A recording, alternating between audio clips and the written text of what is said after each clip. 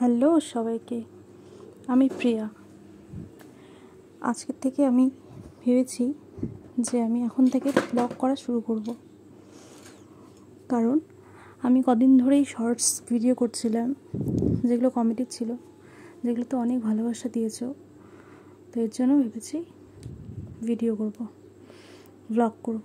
তো সকাল সকাল স্নান দান সেরে ছাতু মুড়ি খেয়ে লেগে পড়লাম কাজে। রান্নাঘর গুছাচ্ছি।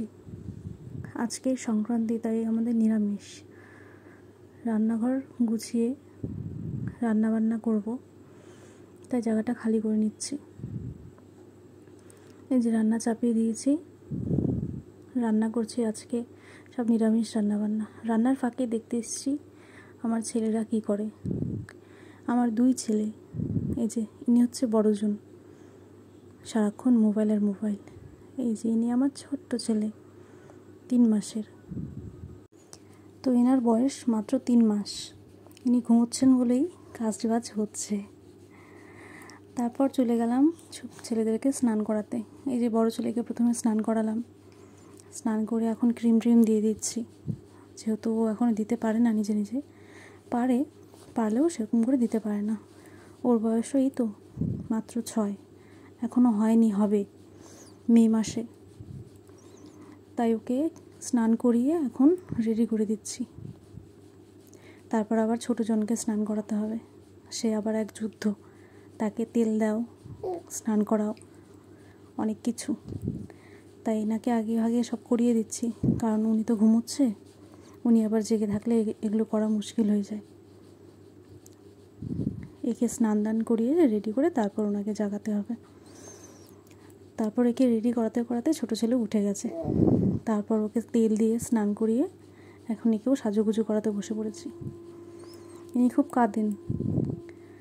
যেই নাকি সাজুগুজু করিয়ে দিয়েছি, স্নান দান হয়ে গেছে, পটি করছে। এই যে পা উঁচু করে ধরে রেখেছি, ইনি পটি করছেন, তাই আমি পা উঁচু করে ধরে রেখেছি। পটি করা শেষ হলে তারপর আবার মুছিয়ে টুছিয়ে এই যে দুজনকে একটু আদর করে নিচ্ছি। দুজনকে একসাথে আদর খুব কমই করা হয়, তাই দুজনকে একসাথে বসে আদর করে নিচ্ছি। তারপর এই যে রান্নাবান্না কমপ্লিট হলো। আজকে বেশি কিছু রান্না নয়, পাঁপড়, ডাল, গিমা শাকের বড়া, টক ডাল, এটা তেঁতো ডাল, আর 5 মিশালি সবজিতে একটা সবজি। তারপর রান্না শেষে বড়ো ছেলেকে খাইয়ে নিচ্ছি। বড়ো ছেলে এখনও নিজে নিজে খেতে পারে না, পারে খেতে, তবে নিজে নিজে খেলে অর্ধেক খায় তো অর্ধেক খায় না, খুব জোর করে খাওয়াতে হয়।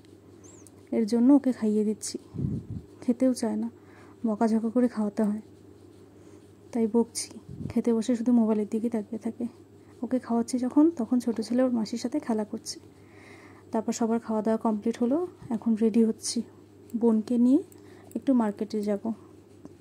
যেহেতু আজকে সংক্রান্তি, কালকে পয়লা বৈশাখ মানে তো বুঝতেই পারছো, বাঙালিদের একটু কেনাকাটা না করলে হয়। তাই বোনকে নিয়ে বেরিয়ে পড়লাম। এই যে যাচ্ছি টোটোতে। হ্যাঁ, আমি শিলিগুড়িতে থাকি। এই যে মার্কেট থেকে এসে এখন মার্কেটের যা জিনিসপত্র আনলাম সেগুলো গুছিয়ে আলমারিতে তুলে রাখছি। এই যে ভয়েস ওভার দেওয়ার সময় আমার ছোটো ছেলের আওয়াজ। তারপর ঘর দুয়ার পরিষ্কার করে ঝাড়ু দিচ্ছি, আবার রাতের রান্না চাপাচ্ছি। রাত দুপুরে সব কিছু ছিলই, তাই শুধু ভাতটা চাপাচ্ছি আর একটু আলু ভাজা করছি। এই যে তারপর রাতের খাওয়া কমপ্লিট করে তারপর শুতে যাব। যে রাতে খাওয়া দাওয়া সব কমপ্লিট, ছেলেকে নিয়ে ঘুম পাড়িয়ে